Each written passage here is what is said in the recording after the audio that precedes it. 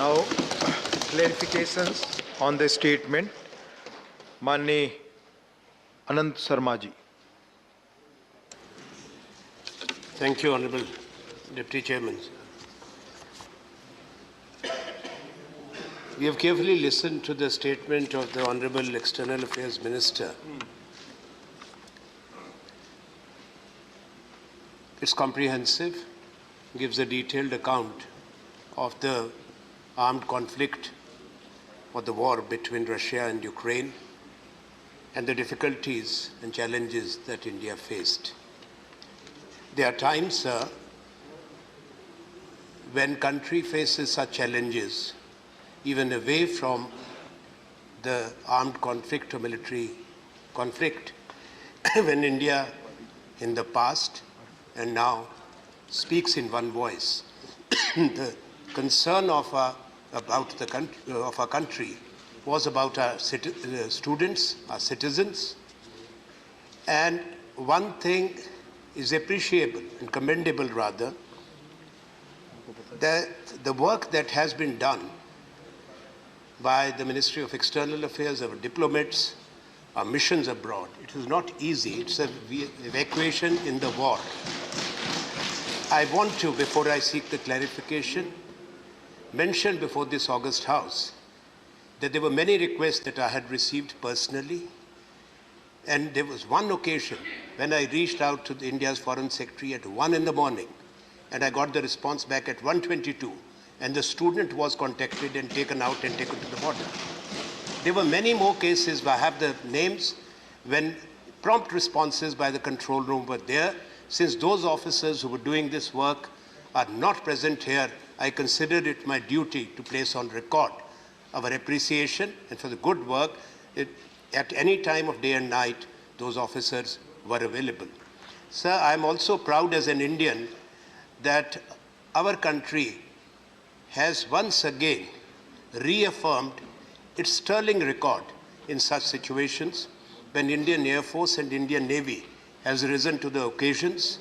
As you would recall, sir, in 70s in Beirut, in Lebanon, Gulf War, Iran-Iraq conflict, and umpteen occasions when our officers, our Air Force, and our Navy undertook large-scale evacuation operations. Therefore, we are happy that our students have been brought back, most of them safe. There's one tragedy which could not have been helped, but we were worried about Kharkiv and Sumy, that whether they can be evacuated until the very end, and therefore it's a big relief for the nation. And also what I have noted in the statement is about the coordination with the states so that those who were brought back are taken back promptly. I'm referring to the state paras 22 to 25 of Honorable Minister's statement. We are presently tenure member in the UN Security Council. India is a large country which has enormous stakes both in Russia and in Ukraine. And India has good relationship, a special strategic partnership with Russia, and also with Ukraine, where we have done the right thing to extend humanitarian assistance.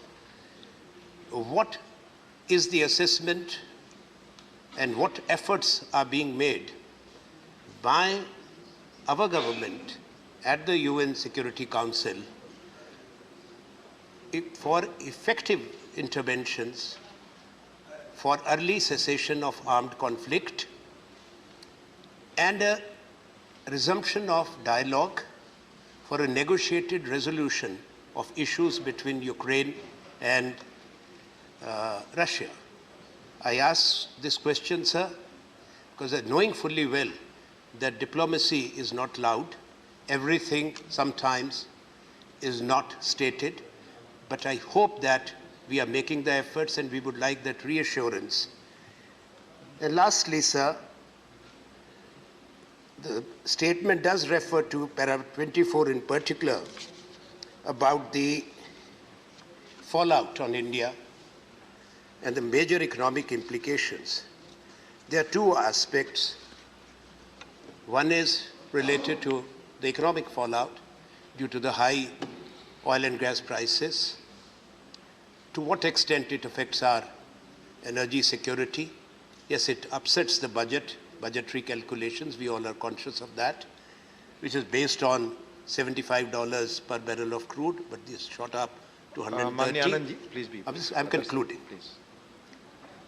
Equally important and a matter of concern for India would be, though the Minister has referred to that, touched that, about our defense supplies, because we are dependent to a large extent, and from both the countries, mainly from Russia. In a war, they are bound to be disrupted. We also face threat on our borders. How we take timely action to ensure that there is no disruption. Thank you. Thank you, माननीय. Please, माननीय सदस्यगण, clarifications के लिए नाम पहले से आए. धन्यवाद. Statement by Minister Dr. S. Jaishankar ji, please. Distribute हो रहा है. Distribute. Please. Chairman, sir, I rise to make a statement to this august House on the situation in Ukraine and the implications that it has had for India, including for our nationals resident there. Despite the challenges posed by the serious ongoing conflict, we have ensured that about 22,500 citizens have returned home safely. The House would recognize the complexity of the various endeavors that have made it possible. Allow me to share them in some detail. As honorable members would be aware, a tense situation between Russia and Ukraine erupted into conflict on 24 February 2022. The root causes for this are complex, going back to a range of issues including the security architecture, political governance, and interstate politics. To that was added the challenges of implementing understandings reached earlier.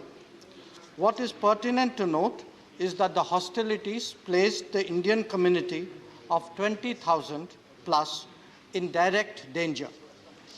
Even while we were participating in the global deliberations of this evolving situation in the UN Security Council, the pressing challenge was to safeguard our citizens and ensure that they were not in harm's way. At the direction of the Prime Minister, we launched Operation Ganga, thereby undertaking one of the most challenging evacuation exercises during an ongoing conflict situation. Honorable members should know that our community was dispersed across Ukraine, posing its own logistical challenges. The exercise was undertaken at a time when military actions, including airstrikes and shelling, were underway.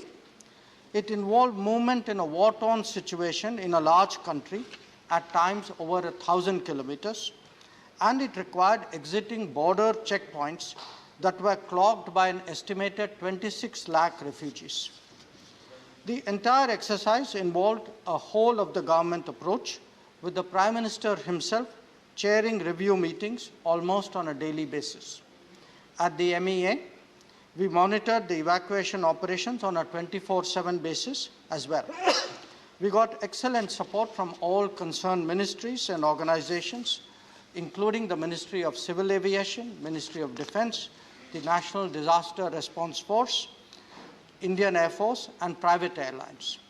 There was an effective coordination with state governments in ensuring that arrangements made by them for return of